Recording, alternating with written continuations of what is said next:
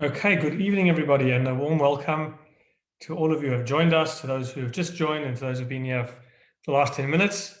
It's wonderful to see you all, and of course, I hope that this finds you in good health, and that if you are in lockdown, whether in Melbourne or Sydney or anywhere else in the world, please God, we get out of it soon, and we all leave in good health, and we get rid of this dreaded disease that has been plaguing our lives for the last number of months or year and a half or so.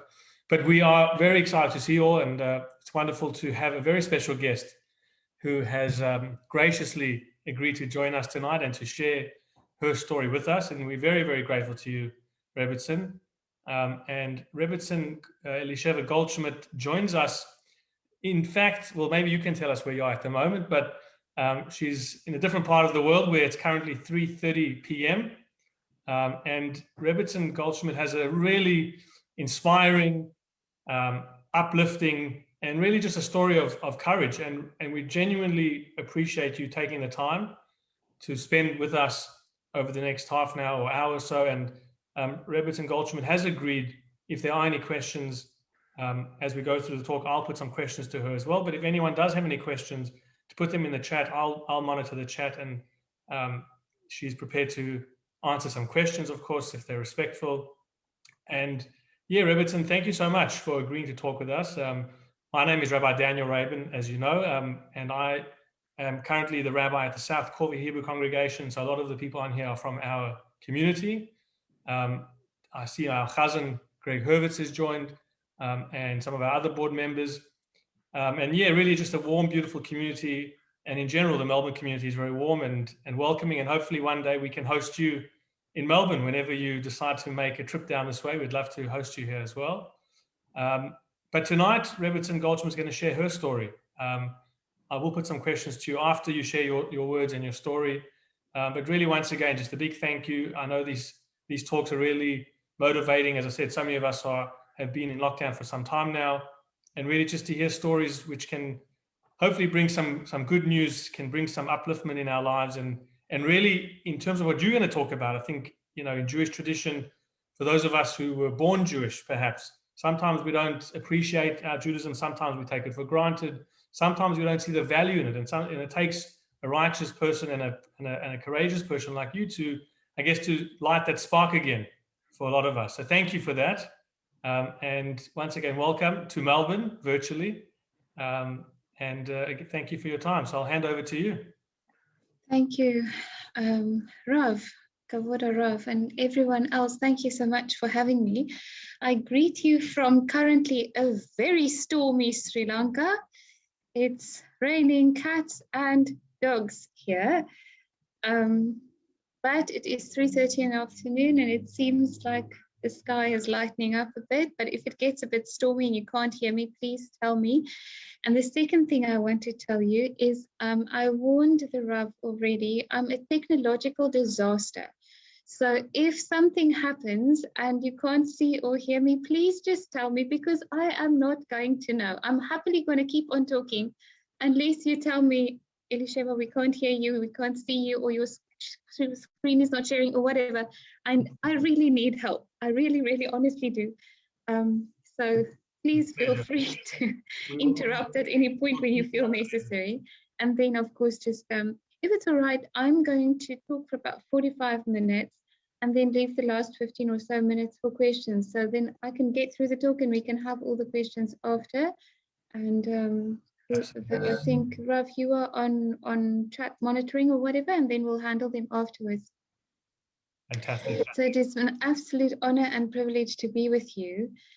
And I always think when I hear stories of converts, and I hear a lot because I teach at the moment virtually for the Rabbanut's conversion program in Jerusalem, where we have all sorts of people from all over the world converting for all sorts of different reasons and for all sorts of like the most incredible stories. And every time I hear a convert story as to how they came to Judaism and what inspired them, I always feel a bit like it's Bilam and his donkey all over again. And I'm going to explain to you why. You might think, What do donkeys have to do with converts?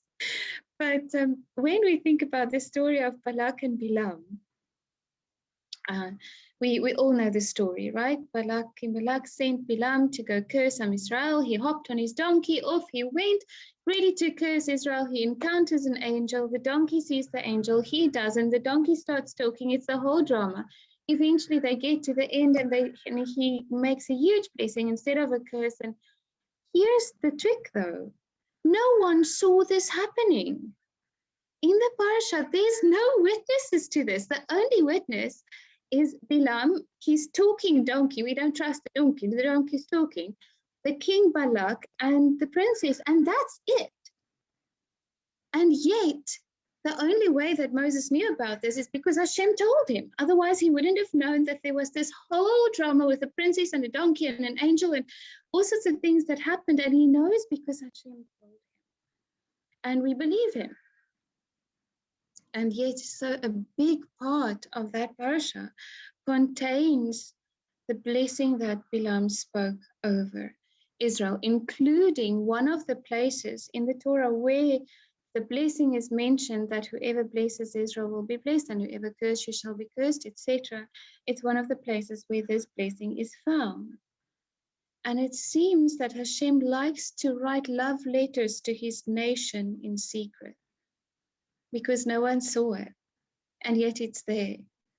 And it's the same with the story of every convert. It's almost like a letter from Hashem that he writes to his people from all over the world, and yet he writes it, his letters in secret. So here is my story with all its metaphorical talking donkeys. I was born in South Africa to a very conservative Christian home where my father served as a Dutch Reformed reverend or minister or pastor or whatever you want to call it, but it's a very conservative Christian church. And I'm the only child. And I was never really, as a child, especially as a younger child, exposed to any other religions. I grew up on a farm, and from there I grew up in a small town, and it was really just a Christianity. And if anyone was anything else that wasn't Islam, it was kind of frowned upon, like a little bit strange and weird. And, you know, I wasn't really exposed to anything else. And I certainly didn't meet any Jewish people. As far as I was concerned, it was people that used to be in the Bible somewhere, on the other end of the Bible that we didn't read so much. And that was as far as my knowledge of Jewish people went. So never really exposed. And anything other was kind of shied away from and not really spoken about, not really explained who anyone is other than who we are. So despite from that, from a very, very young age, I felt really external to my surroundings for reasons that I didn't know why. I always kind of felt alienated, somehow like I'm growing up in a certain culture, in a certain way, in a certain religion that I never really felt 100% part of. And I didn't know why. But nevertheless, I grew up with a piano in the home, and I started playing music from a very, very young age. And I trained classically, and then I started ballet, and I started all sorts of things, all sorts of performing arts, and it became my very identity. And somehow I found a little bit of solace in this artistic identity, and yet still not really feeling part of anything, and still not really feeling part of the little society that I was in. The only place I found a little bit of belonging was in performing, in the arts, and especially in music.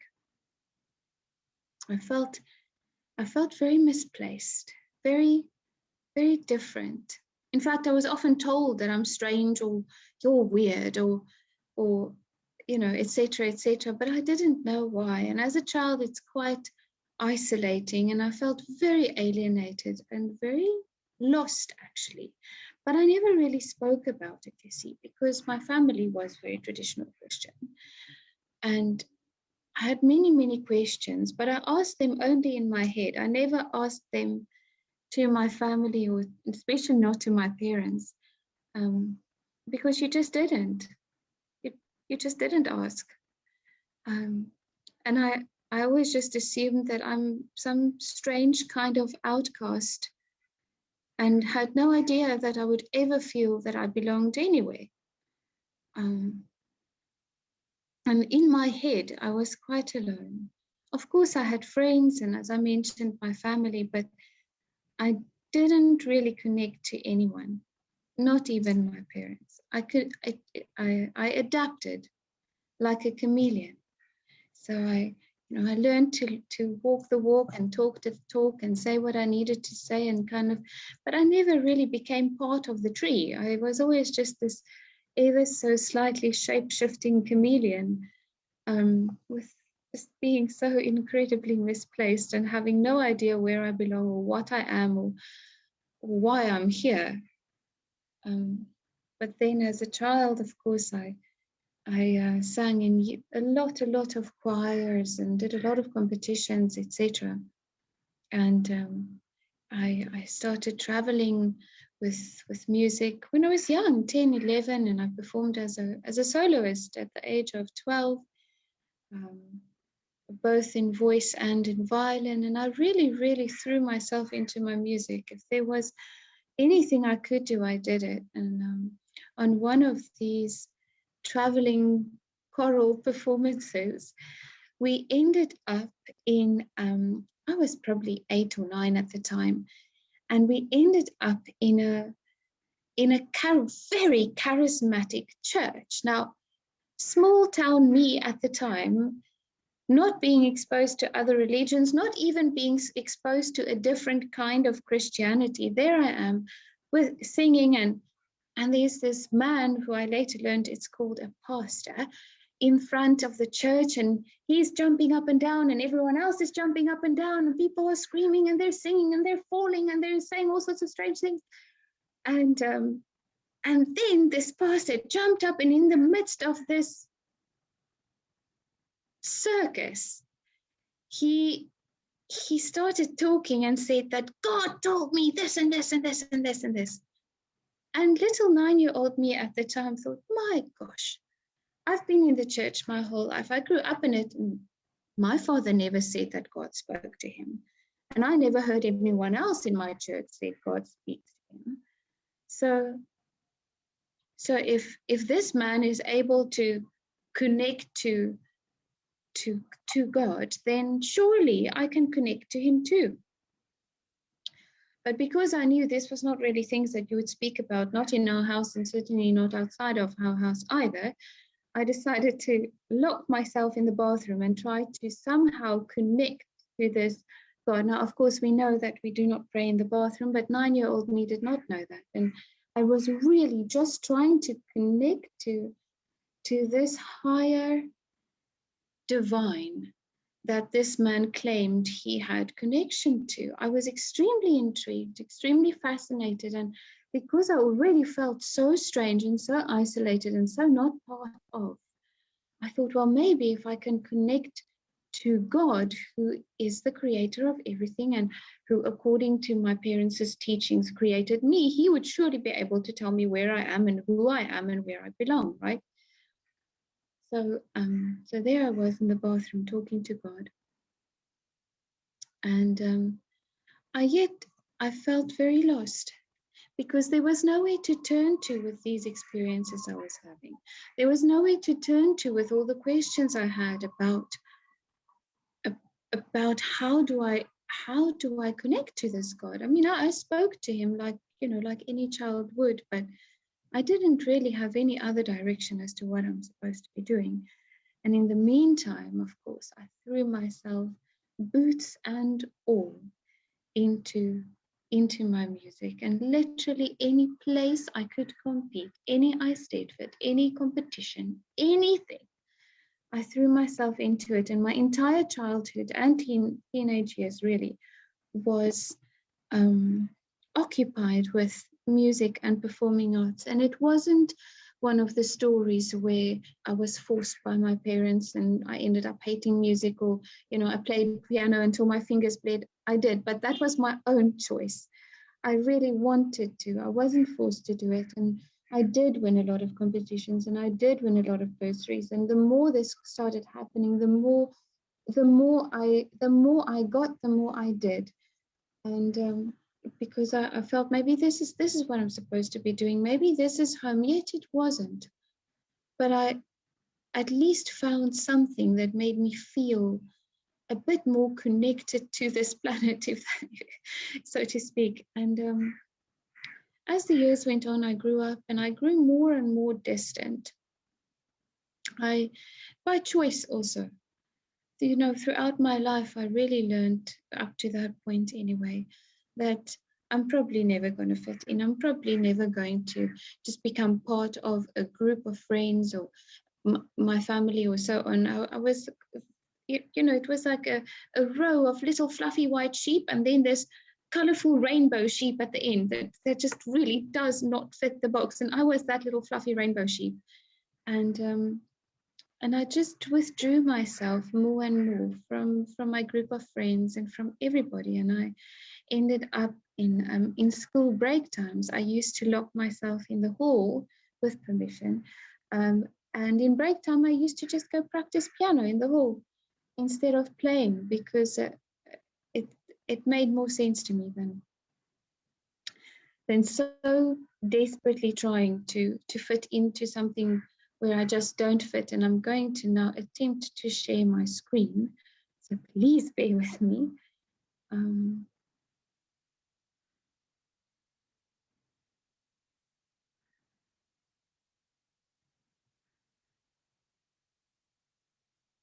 Okay, now I want to stop sharing and I want to try again.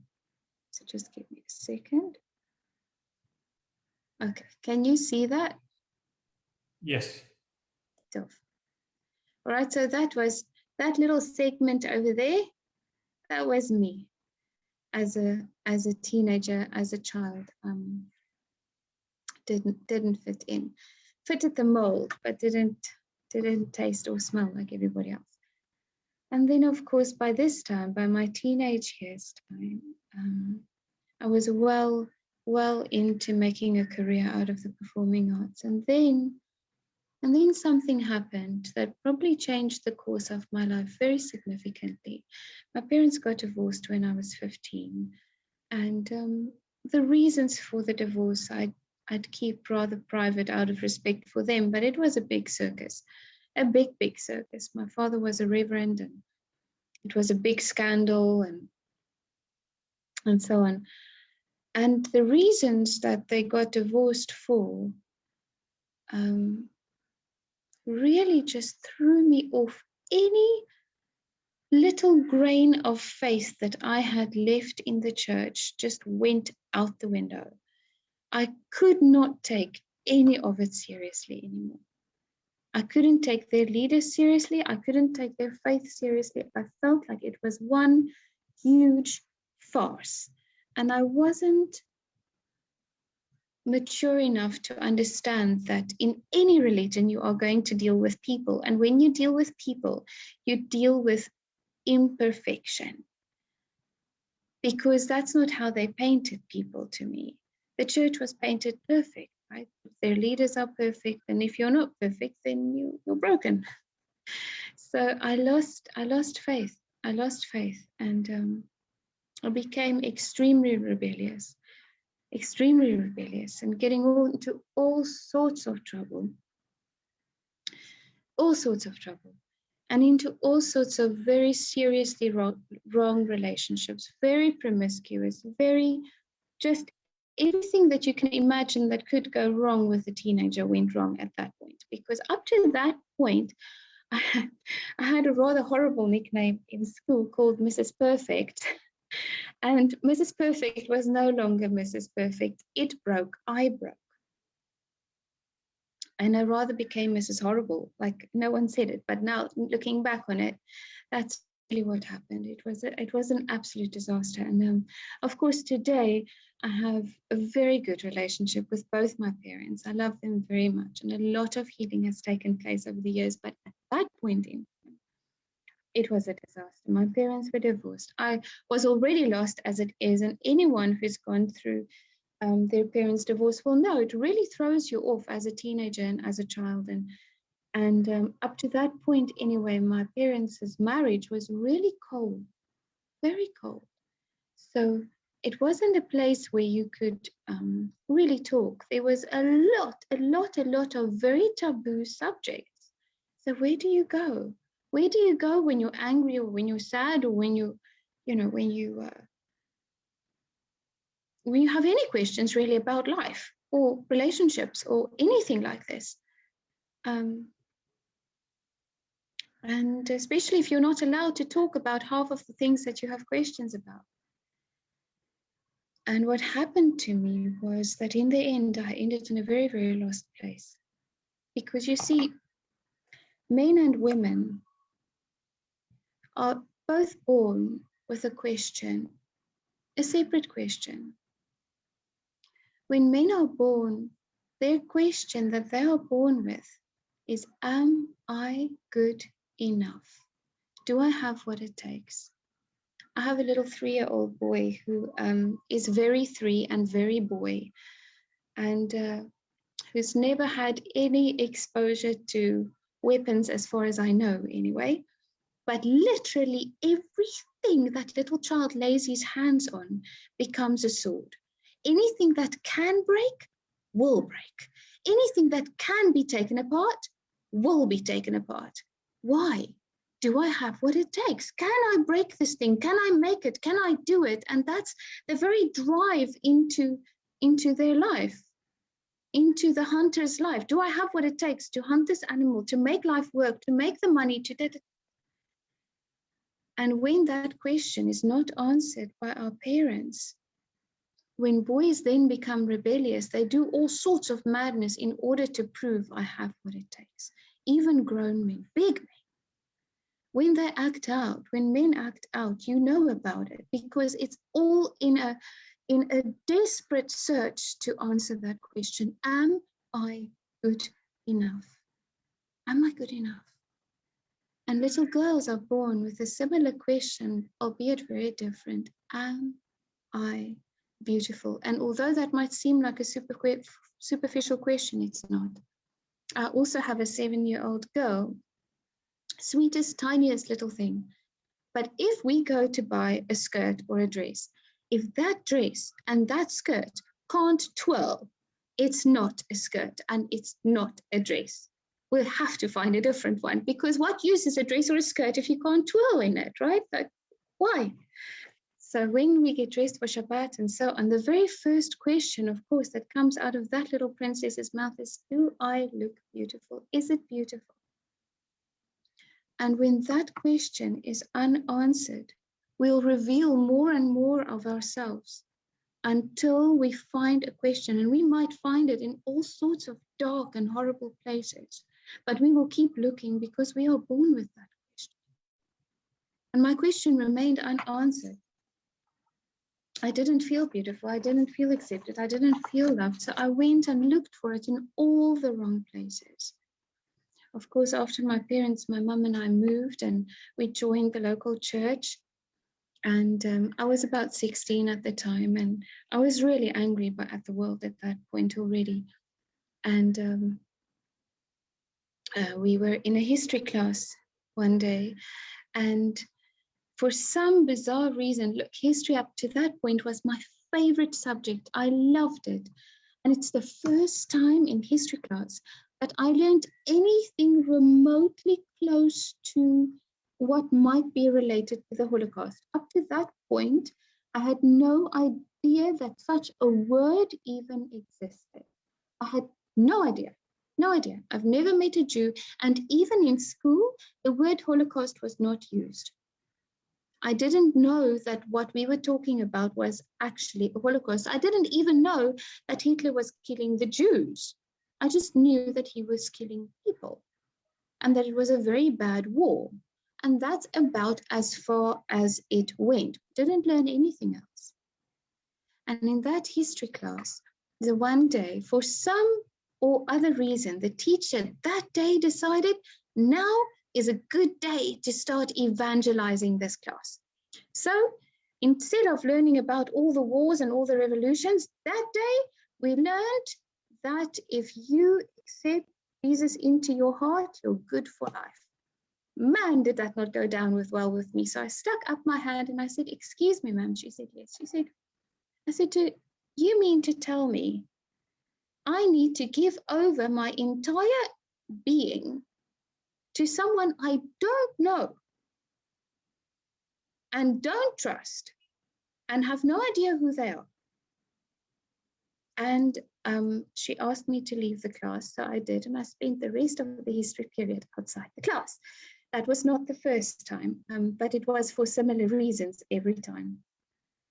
Because granted, my history up to that point in my life, this was a really touchy subject for me. So it got me chased out of class. And in that same year, when you are 16 and you're in a, I'm not sure exactly how the majority of other churches work, but in the mother churches, the Reformed churches and even in Catholicism, when you're 16 or 15, in some churches, different ages, but you are then going to a compulsory Sunday school where you, at the end of the year, will get introduced to the church. And at the end of that year, you pledge allegiance to the church.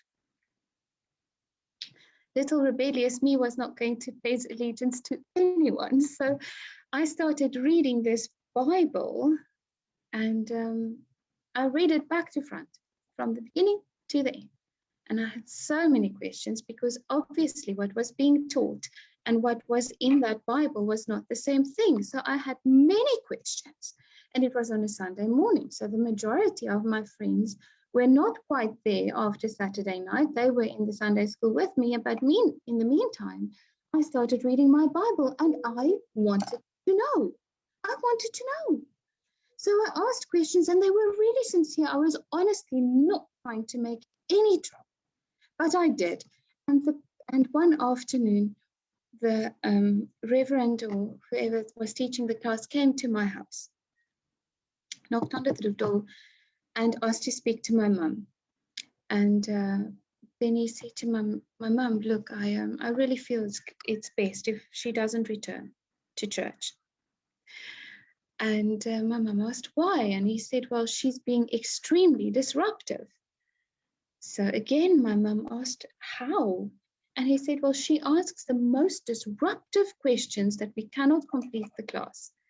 So I got kicked out of church and kicked out of class, and I was only 16, and the church kicked me out. And at that point, of course, I didn't leave the church completely. I got involved in all sorts of different Christian groups, and eventually I met someone, and this led me into the very, very confusing world of the Messianic Christian world. And if you're not familiar, I'm sure you are, but if you're not, it's sometimes when Christians start doing research, they end up on all sorts of bunny trails and end up in the Hebrew movement, and they start believing in the Torah as well. And we started keeping a bit of Shabbat, but not completely, because you don't believe in the oral law, and it gets really murky. But that was where I ended up. I ended up in a very muddy puddle of Messianic belief system. And I, of course, was alienated all over again. And I felt inclined not to believe in the person that I was taught was the Messiah when I was little anymore, because the more I studied, the more I realized that this Hebrew roots thing that we are doing, this Shabbat thing and so on, is not marriageable with the New Testament and the deity that comes with that New Testament.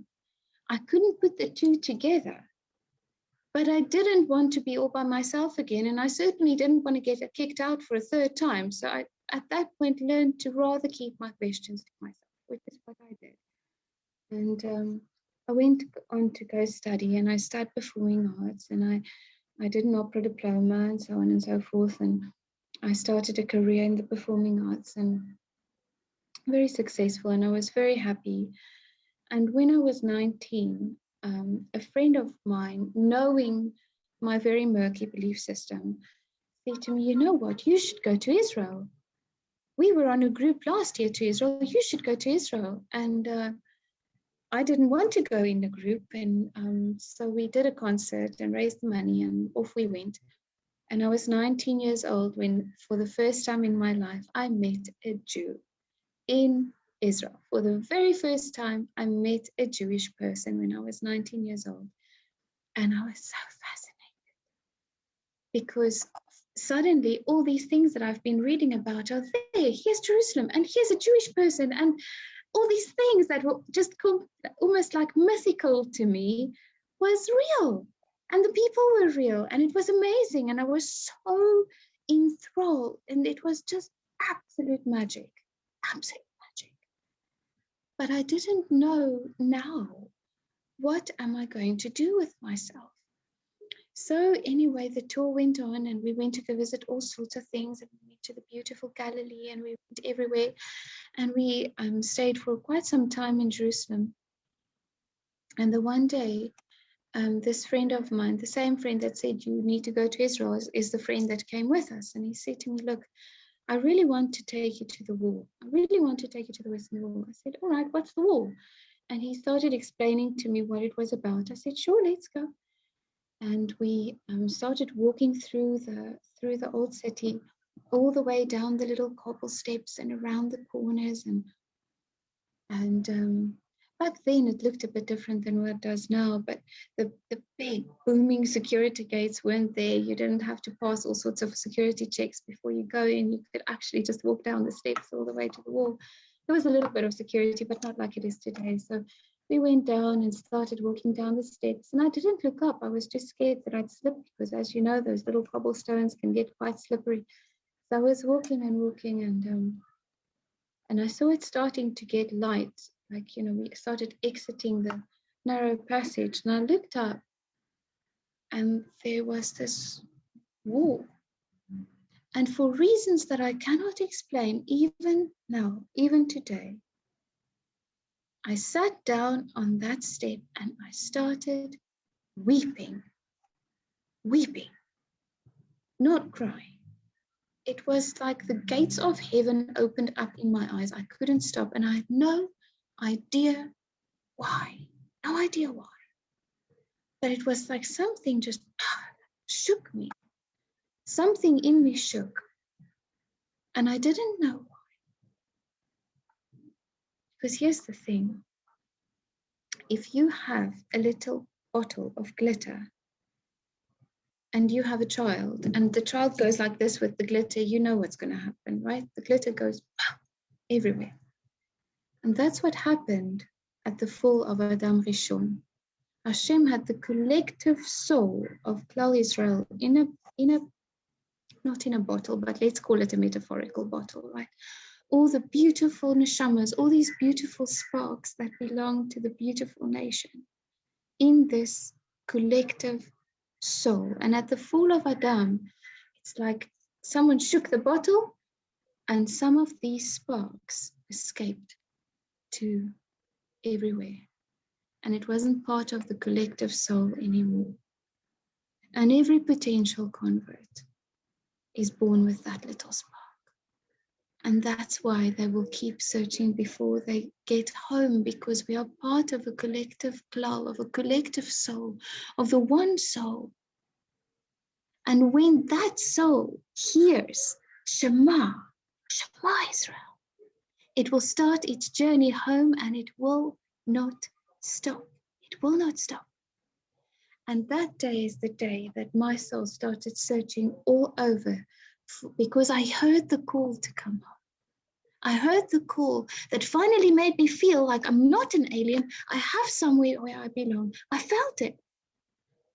But I didn't know that it was possible to convert. I didn't even know there was such a word as conversion, as I didn't know that there was a word like the Holocaust. I didn't know that such a thing was possible.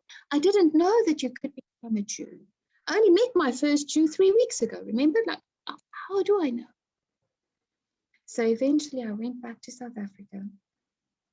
I got married to a wonderful Christian guy who was very fascinated with my strange beliefs at the time and started celebrating these things with me. We had beautiful Friday night dinners and we did some festivals and built a makeshift sukkah on the balcony, and it was great. It was great. But then, of course, the church pulled him back, and I remember the biggest argument we ever had was about something about this size. It was a Santa Claus, that's a wine stopper.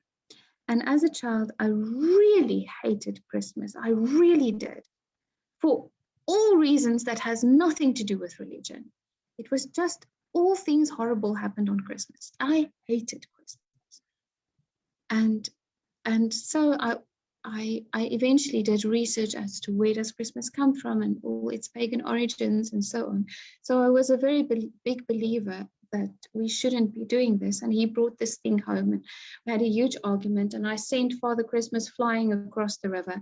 And of course that caused a huge argument, and he went to his pastors or reverends and whatever.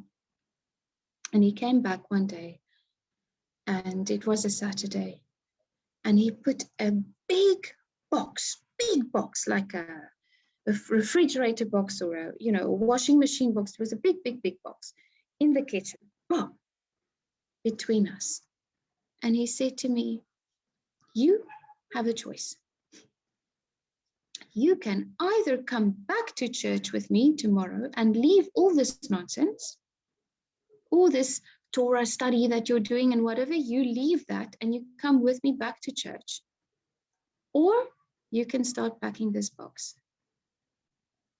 And I didn't say anything. And when I turned around, he's put the first cup in the box. So I left, and we ended up divorced. Thank God today he was a wonderful person. He wasn't a horrible person, and he got remarried and he has children. They're all happy, and I'm still in touch with his mother. We became quite close over that period of time. So every now and then I'll hear from his mom how she's doing and so on. Wonderful people, and thank God they're all happy. Excuse me one moment.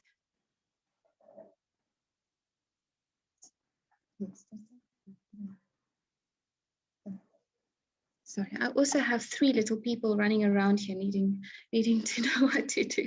So, all right. So anyway, so there he was, and we ended up divorced. I got married at the age of 21, and I got divorced at the age of 22.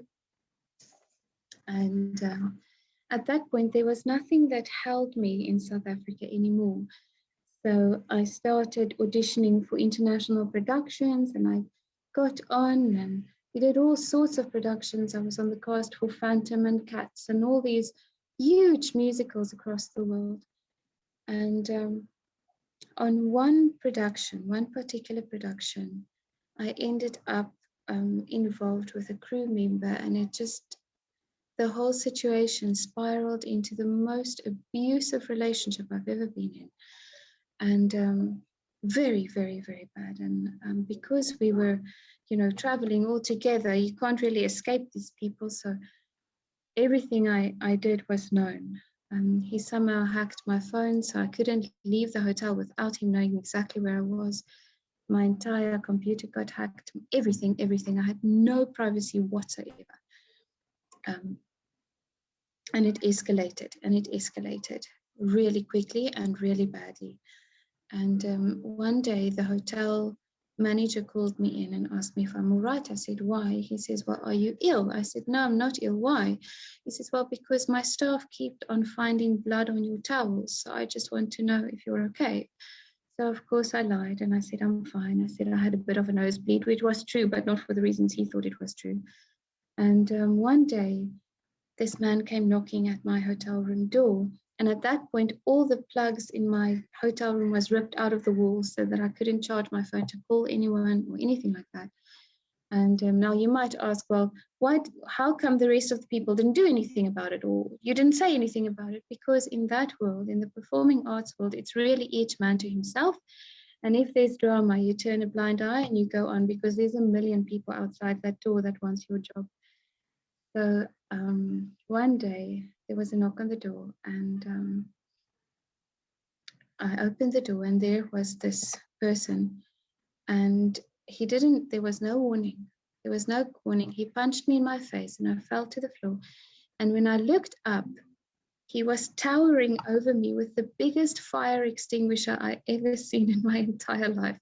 Massive fire extinguisher. And he was standing over me like this. And I knew that if this thing comes down on my head today, I am dead. That's it. But it didn't. It came past my head and hit the floor and exploded. And everyone came out of their rooms, and it was a big drama. Eventually, he got fired, and I decided to leave the industry, which I did. And I went back to Israel. And this time I started converting under a Rav, and it was very informal because I still didn't know the protocol and what to do. So the Rav sat with me in the park. I sat on the floor and he sat on the bench, and that's how we learned for a long time. But because of visa issues and all sorts of things, I went back to South Africa, and I came back to Israel, and started converting under the program where I am teaching today. And I met my husband in Rehov King George Street. And I told him exactly who I was and what I'm doing there and so on. And I was looking for something, and he helped me. And we really grew close. And I had to go back to South Africa because of another visa disaster. And he followed me there all the way to South Africa, and helped me to get through the Beit Din in South Africa. And it was just a beautiful thing. The Beit Din was the most beautiful thing. I met what at that time was Rebbetzin Elisheva, who's now in Jerusalem. No, he's not in Jerusalem, he's in Hebron. And larger than life man, really. He had a reputation for being extremely strict, but I never experienced him like that. I saw someone who's just so human and who treated me with so much dignity and really had an interest in my story. I told him my story, and he looked at me and he said, I want to help you, but that's not really how we usually do this, but I really want to help you. And I left, and the next day I got a phone call from this sweet little secretary, and she said to me, can you come in right now, please, to the Beit Din? I said, well, I didn't think of saying no. I jumped in my car and went to the Beit Din. And as I walked into the doors, there was a panel sitting right there.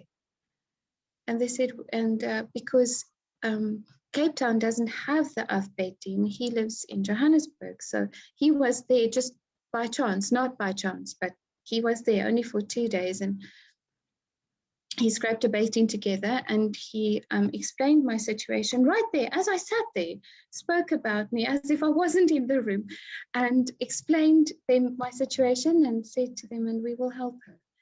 And 2 months later, I was through the mikveh, and that was the end of that chapter. But here is the talking donkey story of my journey. If you haven't heard any talking donkeys yet, when I was little, up to this point in my life, I've always suffered from really severe nightmares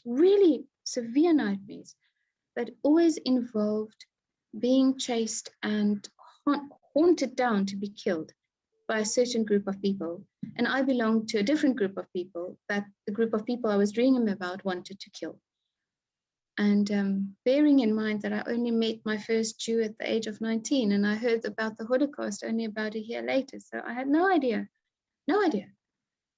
what these dreams were about.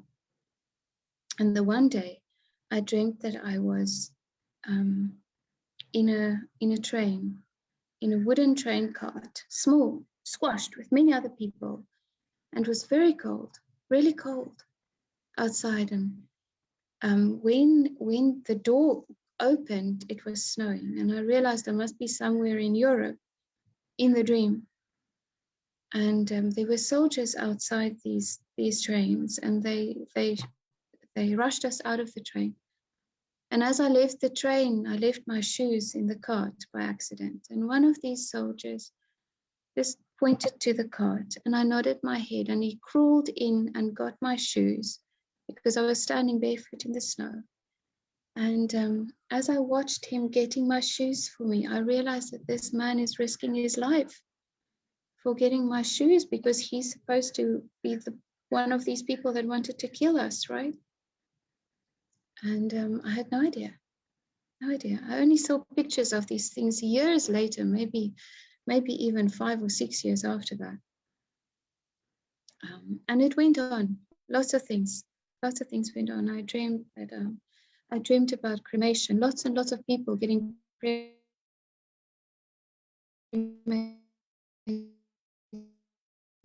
at the same time. And the day that I never had a nightmare ever again. And it says to me, my internet connection is unstable. Can everyone still hear me? Yeah, it went for a second. It was a bit slow, but it's fine now. Thank you. Well, we're almost at the end anyway. So Yoni and I got married in South Africa, and we went back to Israel. And he said to me, look, I really want to complete my smicha. I really want to be a Rav. And I said, fine. And, not having grown up in the kollel system, I wasn't exactly sure what was expected of me. So we worked, and he studied and so on, and it was all right. But he joined a wonderful, wonderful Sephardi kollel in the old city of Jerusalem. Wonderful place. And it was a shlichut kollel. So when you finish and the Rav decides that you're a good candidate, he places you with a community outside of Israel. And I almost found myself back in history class again because I really wanted to go speak to the Rav. I wanted to know what's going on. So not knowing the protocol, I just one day marched into the Rosh Kollel's office and introduced myself. And he invited me to sit down, and I wanted to know. I said to him, my name is Elisheva Rav, and I just wanted to know what's going on. So the Rav smiled, and he said to me, Elisheva, I need more wives like you in this kollel. Not knowing that I just completely broke every rule in the book. And eventually, now, of course, every time we have a meeting, the Rav calls me and invites me to join the meeting and so on. It's so beautiful. And my husband didn't want to go anywhere. He was asked to go to America. He didn't want to go. He didn't want to go to the Philippines. He didn't want to go to the UK. He wanted to sit and learn in the old city. But that's not part of the contract. So the Rav called me the one day and he said to me, Elisheva, I have a problem. He's almost like, if I have to describe Rav Kassin to you, he's almost like the Godfather, minus the whiskey and the cigar, but like similar New Yorkie voice. And he said to me, Elisheva, we have a problem. And I said to him, Rav, what's the problem? He said to me, I can't get him to go anywhere. And I said to him, well, Rav, do you have anything in India? He said to me, why? I said to him, well, because Yoni's parents, this is true, have been doing business in India all his life, and he really has a big love for the country. And a week later, my middle son, he was now 3, was 2 weeks old at the time. He called me and he said, Elisheva, what about Bodu? I said, yes, what about it? He said, well, what about Cochin? And I said, Rav, where's Cochin? And he said to me, it's in the south of India. I said to him, all right, I think, if you have anything there, speak to Yonatan, and I think this can work. And he said to me, I'm not speaking to him. He's got a ticket next Wednesday to fly to India. Next Wednesday was 2 days away from where we were at the time. That was Monday. His flight was booked for Wednesday, and he didn't even know about it yet. So he called him in, and the Rav and I, of course, made the plan, and I packed the suitcase. And by the time that Yonatan found out that he's flying to India, it was like 12 hours before he had to fly. But he did, and up to now, that is where we are based. We are not there right now, but we run the Paradisi Synagogue in the south of India. We've got thousands of Israelis and visitors visiting us every year throughout the Chagim, and it's just the most wonderful, magical place. And we run the only kosher mikvah in the south of India. The synagogue was built in 1509, I think. And I have a few photos here that I'd like to share with you. Guys, here we go again with the screen sharing. So if you can see it, please let me know. First, I think I need to sort out the photos before I subject you to them. Okay. So I am going to share my screen.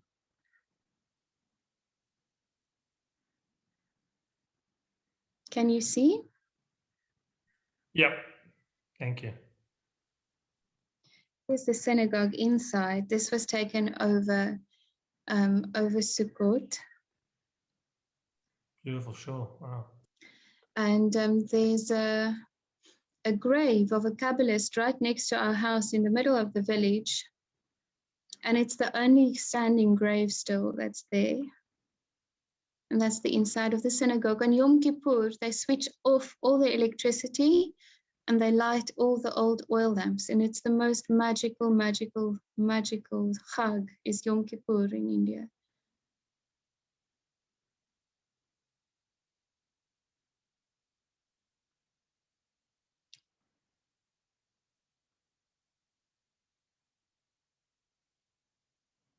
And that's it. Oh dear, how do I get out? Okay, there we go.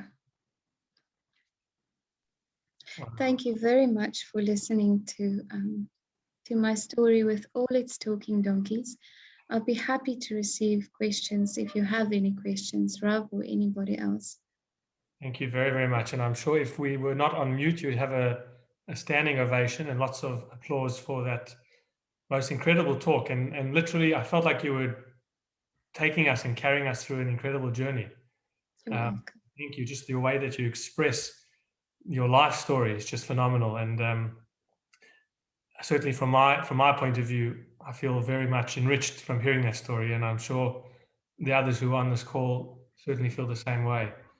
Now, just a few questions. Again, I do appreciate your time, but there are quite a lot of questions that have come to me via the chat. And of course, I have lots of questions myself, but we'll just put a few which seem to be a recurring theme. A lot of people were, I guess, interested in your name, Elisheva. And we know that Elisheva was married to Aaron Cohen, but was there, if you feel comfortable, is there a particular reason that you chose the name Elisheva? Right. So my birth name is Elizabeth. So at the time, it actually does not have a deep journey, unlike everything else in this story. I wanted to have a name because I liked my name. That's the closest translation to my name. And then I found Elisheva, and I really felt connected to the name. I wouldn't have gone with it if I didn't.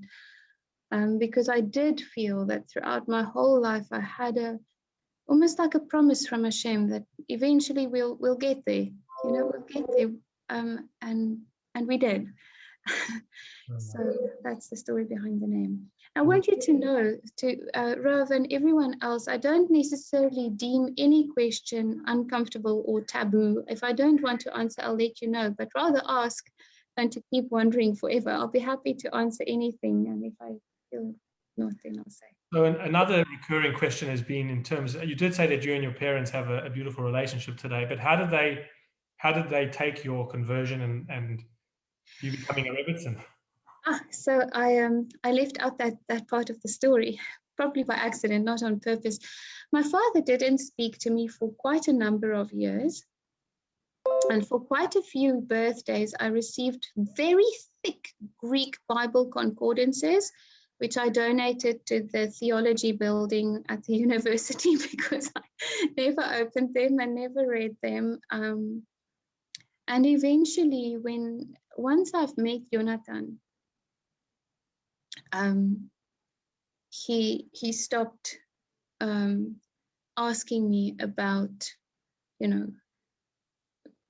what do I believe? And because the thing is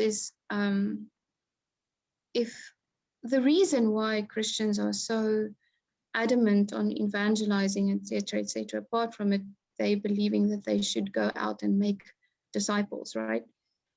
Is that they really, really believe that if you don't believe in Yoshka, you are going to eternal condemnation. You are going to burn in the very fires of hell. So from his perspective, I suppose he was really concerned. If you can have a little bit of Rahmanus on that for a minute, and you think about, a person really be concerned for their children, I can understand why he felt that way. But then when he saw that I'm really happy and my children are happy, he let it go, and we really have a good relationship. And my mother finished her conversion 2 years ago. Wow, that is phenomenal. Yes.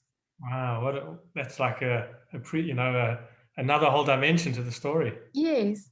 So she's actually here with us right now. She came to visit us. We haven't seen her in about 2 years with all the COVID stuff, but we were able to get her here. So she's here with us right now, and it's beautiful. It's a beautiful thing too. So wonderful.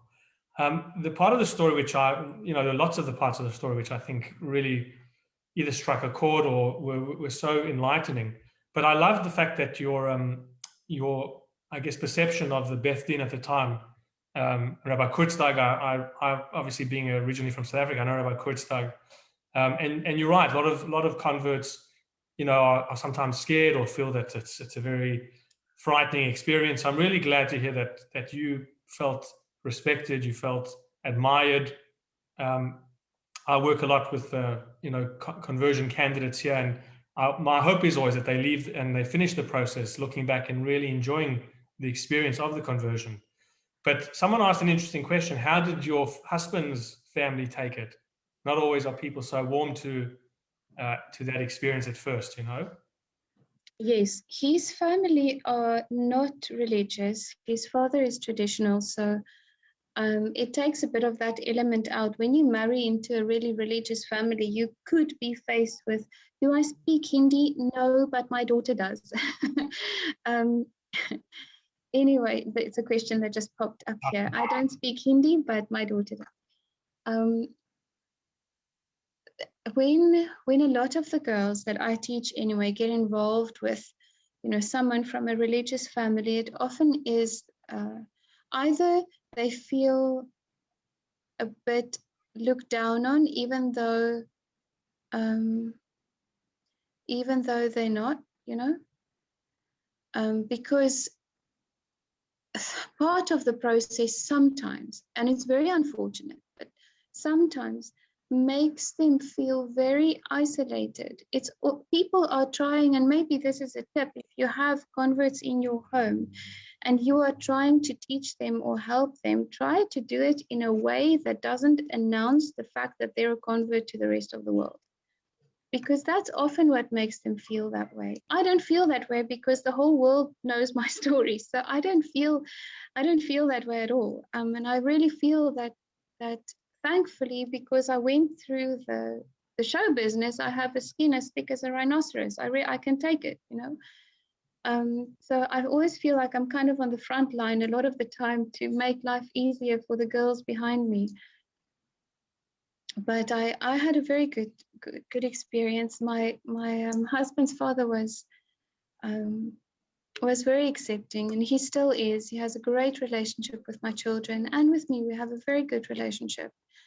And he's always very very supportive of our work, and when I fly around to talk or speak or whatever, he's very supportive, really supportive. Beautiful.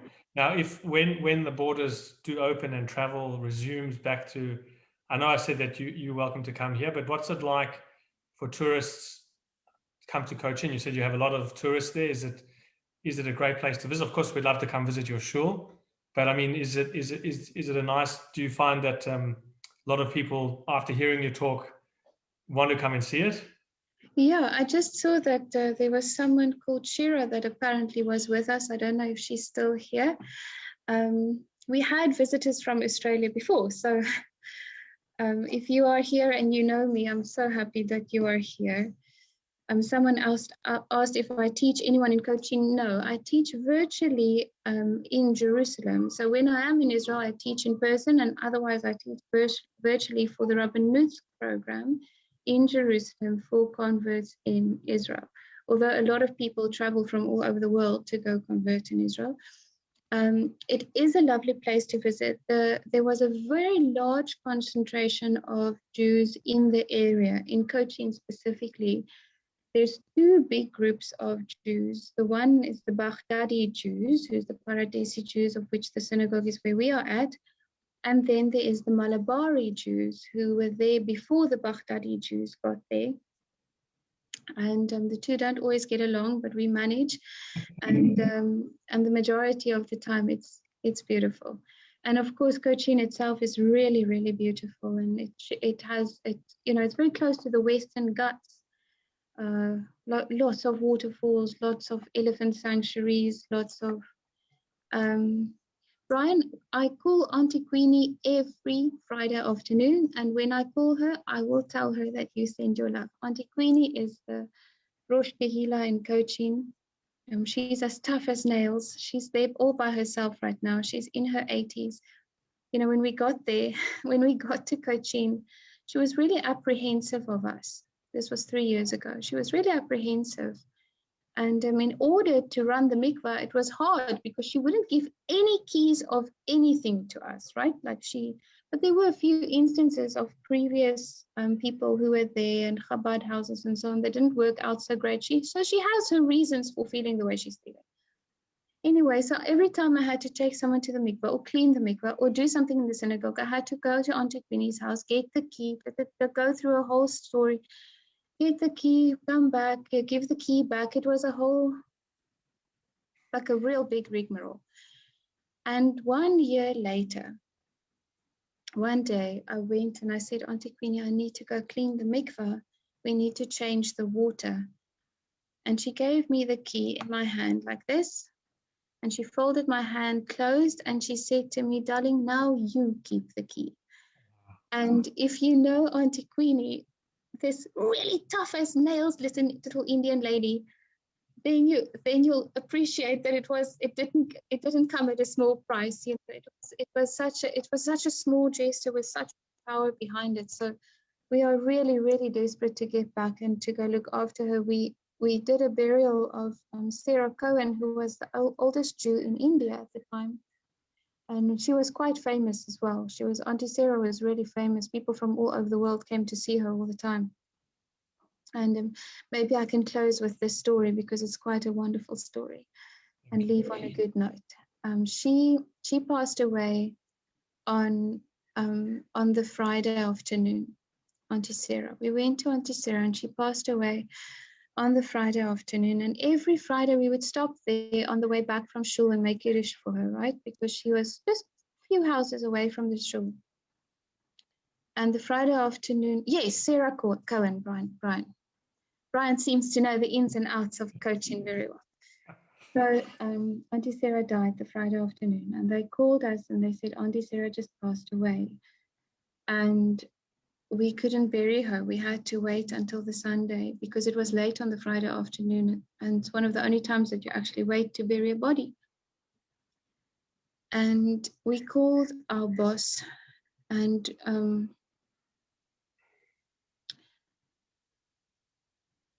he said, we said, well, there's no Chevra Kadisha there or anything. I mean, come on, you're in the middle of no man's land, right?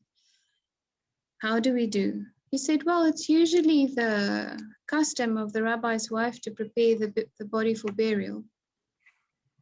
I said, oh, and all right, I've never seen a dead body in my life, let alone prepared one for burial. So they have all sorts of customs. That's Indian custom and Indian Jewish custom, traditional Jewish custom, all coming into the same thing. And they hand me this little handwritten little book that's written in something between a mixture of Hebrew and Malayalam.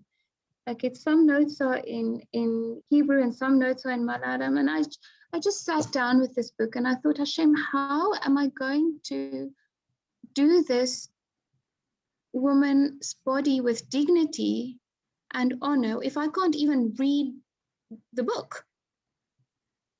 So we went and the Sunday, and as I was walking to Auntie Sarah's house to go prepare her body for burial, now she was kept in the morgue until that point, there were thousands of people in the street already. It was blocked, and those streets are not very wide. People came from all over. It was blocked.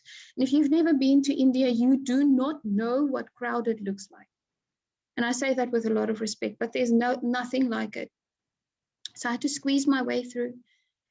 And my housekeeper, Bina, came with me. And we went to the back of the house, and they have all sorts of beautiful things that they lay the body on, and banana leaves and all sorts of beautiful customs. And there's these 7 big pots. And I was shook. I've never done it before. There's no special Rebbetzin school you can go to that prepares you for this, especially not if you're me.